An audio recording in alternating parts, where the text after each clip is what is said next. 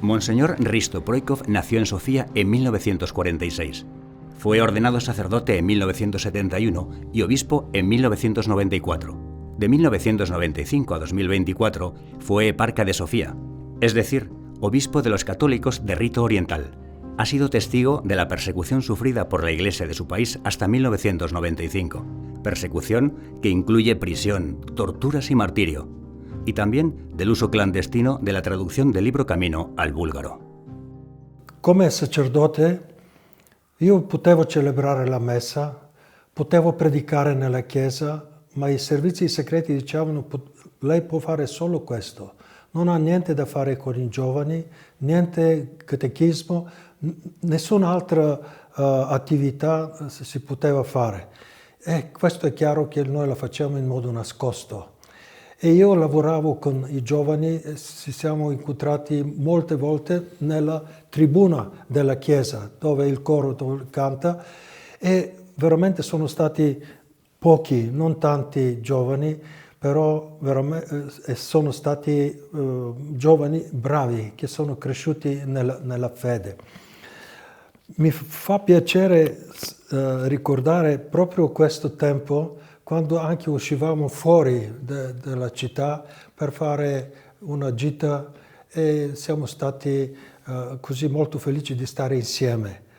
In questi tempi della persecuzione era difficile, era pericoloso, ma c'era anche qualcosa di romantico in un certo senso. Diciamo che se puoi fare una gita senza succedere niente, sei felicissimo che non è successo niente se hai fatto un tuo dovere.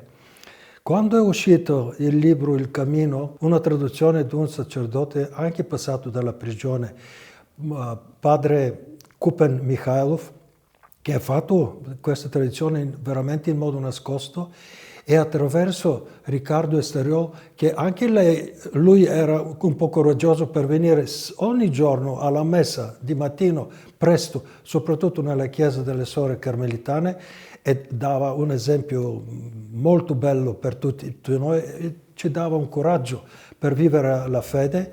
Anche non sapevamo neanche noi che si prepara una traduzione del Cammino. Cioè, tutto era nascosto fra loro due, Riccardo Esteriol e padre Kupen Mikhailov.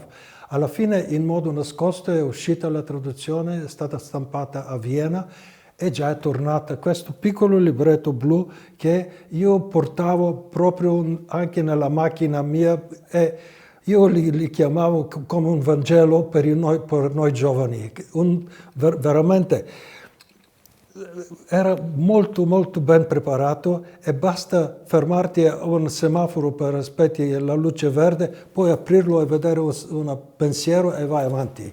In questo senso sono stato molto molto molto contento, ma dall'altra parte mi aiutava molto, e per la verità ogni pensiero sempre rispondeva del momento in quale mi trovavo.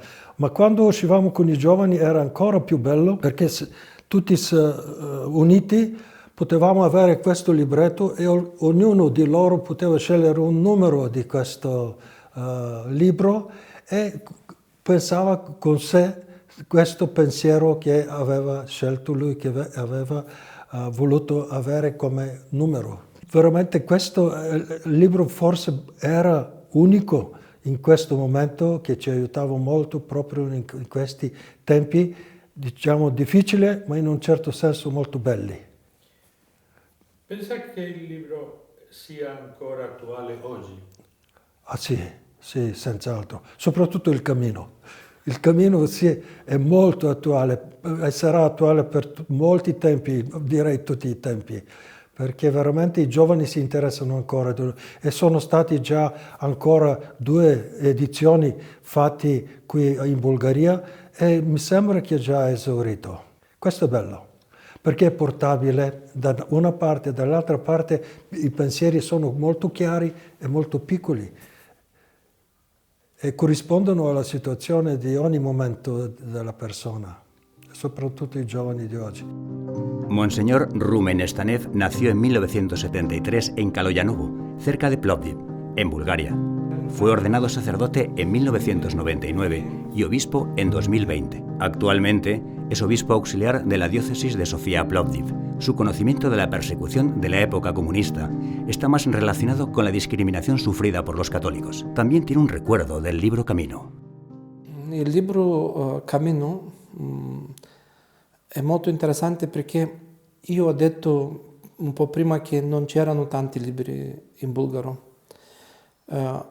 Abbiamo trovato qualche libro sulla macchina da scrivere che si portava a mano, però quando ho cominciato ad andare in chiesa c'era un libretto piccolo così, Il Cammino, blu, mi ricordo molto bene, forse uno dei pochi, se non l'unico stampato, e poi era molto pratico perché era un po' tascabile così, si poteva portare facilmente.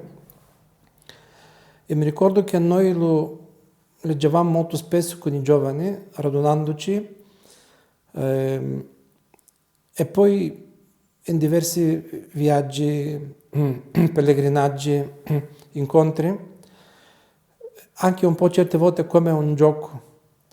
Dica tu una cifra, 385, vediamo cosa capita a te. E poi ognuno diceva un numero e così ognuno passava a vedere. Era un po', dicevamo, il Signore ti voglio dire qualcosa con questo che hai sentito.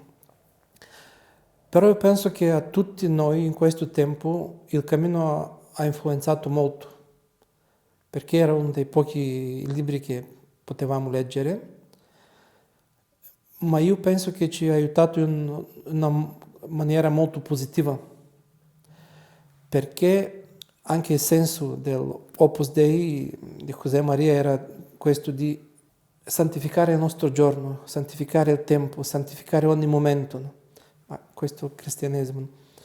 E per noi, io penso che per tutti i sacerdoti in questo tempo, anche le suore, anche i giovani, ha fatto una influenza molto grande questo, ma in senso positivo.